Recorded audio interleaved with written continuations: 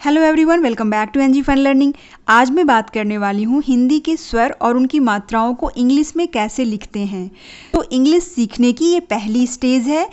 इसे जान लेने के बाद इंग्लिश लिखना और पढ़ना काफ़ी आसान हो जाता है। तो चलिए देखते हैं हिंदी के स्वर और उनकी मात्रा और फिर उनके इंग्लिश में नाम। तो पहला स्वर है अ। अ की कोई मात्रा नहीं होती है और इसे लिखते हैं ए। सिंपल ए से लिखते हैं अ। उसके बाद आती है आ। आ की मात्रा होती है सिंपली किसी अक्षर के आगे एक डंडा लगाकर इस तरह से, और इंग्लिश में इसे लिखते हैं डबल ए। एक ए से अ और दो ए से आ। फिर ई।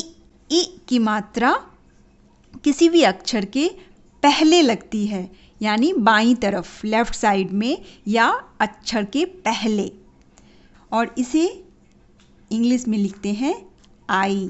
छोटी ई की मात्रा अक्षर के पहले लगती है और उसे आई लिखते हैं। इसके बाद ई यानी बड़ी ई। बड़ी ई की मात्रा किसी अक्षर के दाईं ओर से लगती है, यानी आगे से लगती है और राइट साइड से लगती है, और इंग्लिश में इसे डबल ई। इंग्लिश में इसे लिखते हैं डबल ई से। किसी के भी नाम लिखते समय इन मात्राओं की बहुत ज़्यादा ज़रूरत होती है।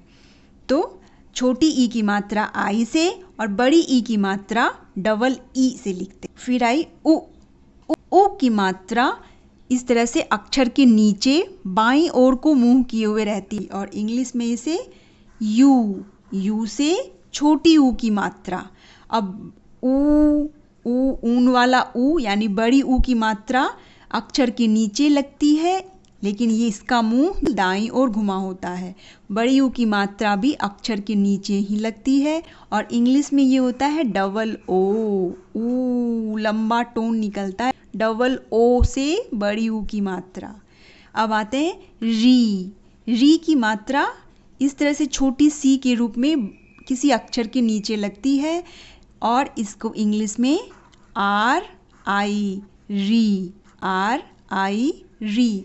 किसी अक्षर को लिखते समय जब री की मात्रा होती है तो आर आई लिखते हैं, लेकिन बारह खड़ी में री का नाम नहीं आता है, उसमें ऊ के बाद सीधे ए आ जाते हैं।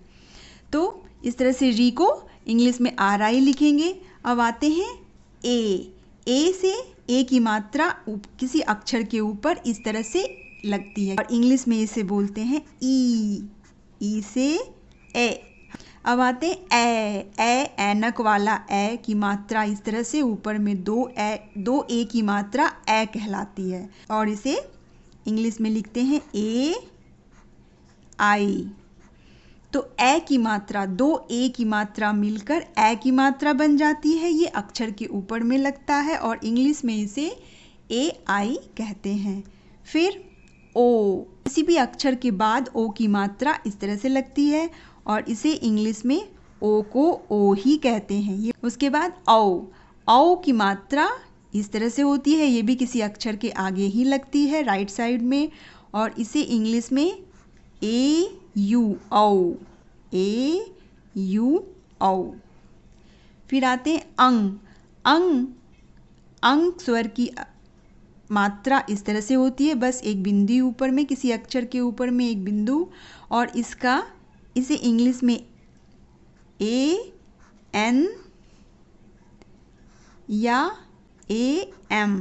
अंग की मात्रा इस तरह से बिंदु होती है, और इंग्लिश में इसे ए एन या ए एम कहते हैं। जैसे अंगूर तो वहाँ ए एन होगा, अंबर तो वहाँ ए एम होगा। दोनों में हिंदी मात्रा में अंग ही आता है। फिर आते हैं लास्ट स्वर अह। अह की मात्रा किसी भी अक्षर के बाद दो बिंदु लगाकर दी जाती है, और इसे इंग्लिश में लिखते हैं ए एच। ए एच से अह। तो इस तरह से फिर से देखते हैं। ए से अ, डबल ए से आ, आई से ई, डबल ई से ई, ऊ से ऊ, डबल ओ से ऊ, आर आई से री, ई से ए आई से ए, ओ से ओ, ये सेम होता है। ए यू से ओ, ए एन या ए एम से अंग, ए एच से अह। तो इस तरह से इसको अच्छे से जान लेने के बाद किसी भी शहर, नदी, गांव का नाम लिखना, एड्रेस लिखना या कुछ भी इंग्लिश में लिखना, व्हाट्सअप करना बहुत ही आसान हो जाता है। तो that's all friends, I hope ये छोटी सी वीडियो आपके लिए यूजफुल होगी। यूजफुल लगे तो लाइक करें, शेयर करें और मेरे चैनल को सब्सक्राइब करें। Thanks for watching, bye bye.